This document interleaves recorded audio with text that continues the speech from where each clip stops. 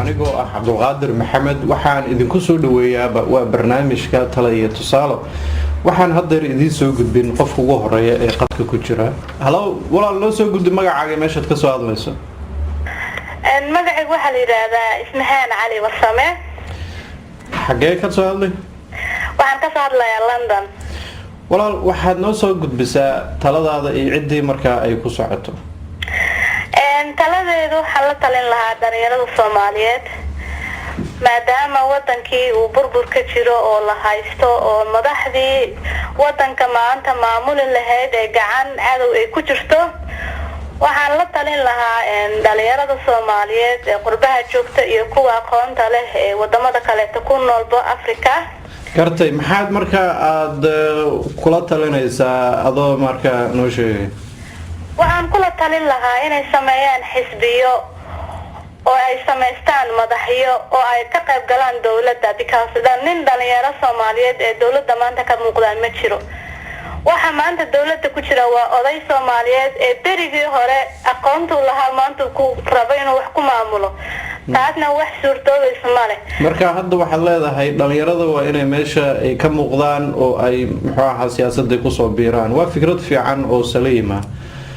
waad ku mahadsantahay walaal halo magacaaga walaal iyo meeshaad ka soo hadlayso waxaa la yiraahdaa Faxaan Sheekh Maxamuud waxaan ka soo hadlayaa Saudi Arabia gartay walaal taladaada noo sheeg iyo cidii markaa ay ku socoto taladeedu waxay ku socotaa horta dhammaan bulshooyinka Soomaaliyeed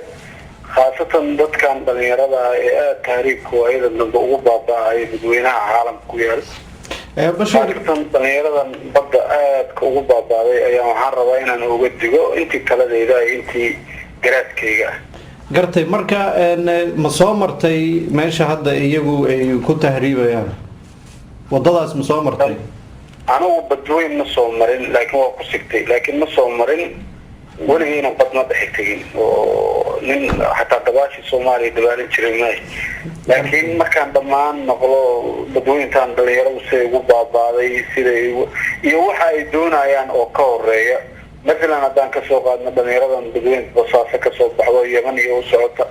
haddaan ka hadlayno dhalinyaradan Liibiya iyo dhinaca Talyaani u socda gartay waxa aad isleedahay marka maxaad kula talinaysaa waxaan kula talin lahaa waxa ay doonayaan iyo waxa ay gacanta ku hayaan inay isku qiimeeyaan wararta maxaa naga horeeyo haddaan badan mar haddaad shil galayso horta waxa fiican mar haddii rabbi ka badbaadiyo waxa tigsanaysa inaad tagto maanta Yurub wax loola ordamo jirto oo dadkii tagay iyo wixii naga horeeyo tagay waa ka cabaadaya waxaan ku qiimeyn lahaa maadaama dalkii dagaal sokeeyay uu ka jiro dib uu ka jiro inay ka daran tahay waxa dalka dagaalka ay kaga cararayaan inay ka daran tahay badda ay galayaan marka dhalinyarada Soomaaliyeed waa hagaag badda waxaan aad iyo aad u jeclaan lahaa in ilaahay xaggiis intay u xisaabtamaan inay qiimeeyaan waxa ka horeeya iyo waxa ay tahay iyo waxa markaa mustaqbalkooda uu yahay oo inay iska daayaan oo ka joogaan hadda daraad ugu dambeeyay waa garanay adoo soo koobayo walaal taladaada adoo soo koobayo ayaan maxaad ku soo gabagabeen waxaan u malayn Soomaalida waa ku garato qof walba markuu arko ayuu jecel yahay inuu markaa go'aankeedu uu gaaro marka haddaad tiraahdo waxa u ordaysaan wax fiican ma aha oo loo naftiina aad u halaagi kartaan taa waxa muddo inaysan ka dhageysanin ka maqlaynin marka dhaqanka ayaa hoos ka wada oo ku riixaya waa in Soomaali badan waxa la yiraahdaa waa ilku garato marka taa iyadoo jirto ayaad maxaa aad isleedahay saameyn kara inay fikradooda ay bedelaan waxa weeye horta in looga harataa anigu ma aaminsani oo Soomaalida inay ka gisal gaaraan bay jecel yihiin horta in talada looga haraan ma jecel waxaan jecelahay in warbaahintu ay badiso dhibaatada ay leedahay taariikhka iyo dhibaatada dadka dhimanaya iyo Soomaalida ku baaba'aysa badweynta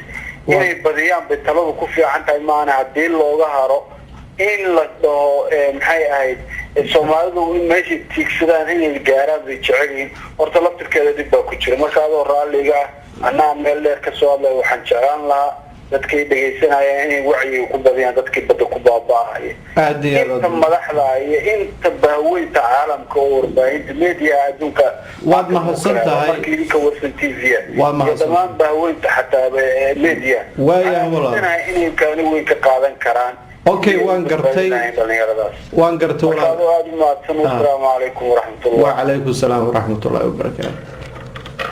halo walaal magacaaga iyo meeshaad ka soo wacayso walaal magacay waxaa la yidhahdaa mukhtaar caddow xagee ka soo wace london walaal taladaad walaal maxay tahay ku socotaa walaal taladeedu waxay ku socotaa dowladda ku-meelgaarka maxaa markaad si gaaraya ku socotaa ma shaqsi ma guud ahaan iyagoo dhan maxaana kula talinaysaa dhammaan dowladda inay ku socotaa walaal waxaan dhihi lahaa ilaahay ha ka baqaano dadkuna ha u naxariistaano okay maxaa markaa aad ku aragtay inaysan ilaahay ka baqeen meeshu alla kacabsi ma jiro hadduu alla kacabsi jiro madka ama ka dhicin soo masaakiin lama lahayn marka waxaad kula talinaysaa masaakiinta aad ka hadlayso wax tusaalaha nooga bixi way iska caddaa taas hadda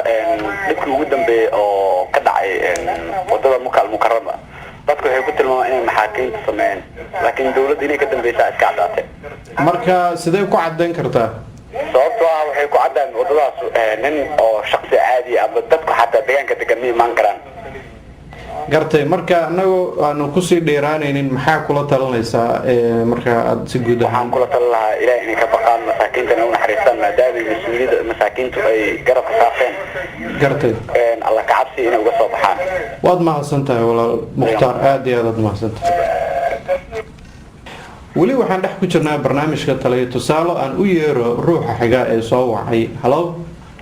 السلام عليكم وعليكم السلام ورحمة الله وبركاته ولا المقع نو شيء مشهد كسو هذلي علي مهدي محمد فنداي الله يرحمه علي تلاداد ولا لي كسعتا maxay sana tahay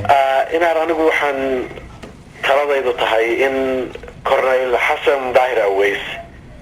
iyo Mukhtaar Robo hadii ay doonayaan inay la dagaalamaan Ethioopiyaanka iyo wixii la mid ah inay dadka dibadda uga baxaan oo dibadaha kula dagaalamaan oo dadka masaakiinta dhexdooda hadda xabad ka soo tuurin gartay marka hadda xagee ay aad ku dhihi kartaa dadkii ay ku jiraan ku dhex dagaalamayaan ya marka hadda xagee ka dagaalamayaan aad ma aragtay leedahay Mukhtaar Robo iyo Hassan Daahir Aways Cornel Hassan ayay u shaqeynayaan Mukhtaarna dadku ku dhex jira iyo jabhadiisu marka taladaadu waxay tahay inay dadka ka dhex baxaan xamar ha ka dhex baxaan dadka banaanka inta u baxaan halaayaan amxaaro iyo Soomaali ciday rabaan halaayaan marka ma talo iyagu aad kula talinayso mise waa talo wax yar noo fasir ma fahmin maya talo guud waayo oo iyaga kula talinayo please waliba bariyaa waa garanay marka warka aad soo gudbisay aad ugu mahadsan tahay والسلام عليكم عليكم السلام ولي waxaa dhax inoo socda barnaamijka taliyo tusaalo aan u yeero ruuxa xiga halo walaal magacaaga ee meeshaad ka soo hadlayso walaal waxa la yiraahdaa Naciimo Cumar Cusuble waxaan ka soo hadlayaa magaalada London gartay waxaan leeyahay talada Soomaalida oo dhan aan sii lahaa waxay tahay cara xaq alla nooga dhacdo waay marka Soomaali oo dhan waxaan kula talinayaa inay laba ragco oo Ilaahay u noqdaan cara alla nagu dhacday marka si alla carada nooga qaado qof kale oo aan eeb saaray ma jirto waa talo aad iyo aad u wanaagsan waana talo hanuunin fiican waad maasanta halo halo walaal magacaaga ee meeshaad ka soo hadlayso waa magacaaga waxa la yiraahdaa Shandile waxaan ka soo hadlayaa London Shandile taladaada iyo ku socotaa walaal maxay sana tahay taladeedu waxay ku socotaa aniga waxa dhibaatada ka taagan Soomaaliya ugu horeeya awalanka ah ninka madaxweynaha maxaa marka aad taladu ay tahay waxay tahay inuu mataqaanaa garto xilligan inuusan waxba qaban karin waqtigiisuna uu soo dhamaaday ayna wanaagsan tahay inuu maaragtay hawsha faraha la baxo si ummadda Soomaaliyeed nabad u hesho sida aad ogtahay Shandile qof walbaba qomanihiisa ayaa qoorta ugu jira sida la yiri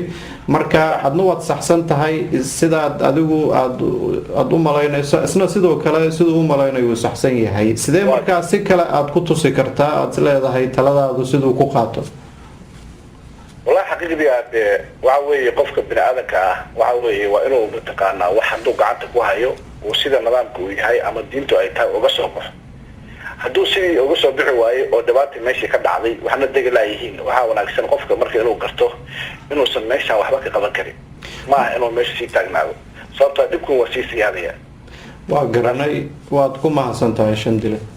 السلام عليكم. عليكم السلام.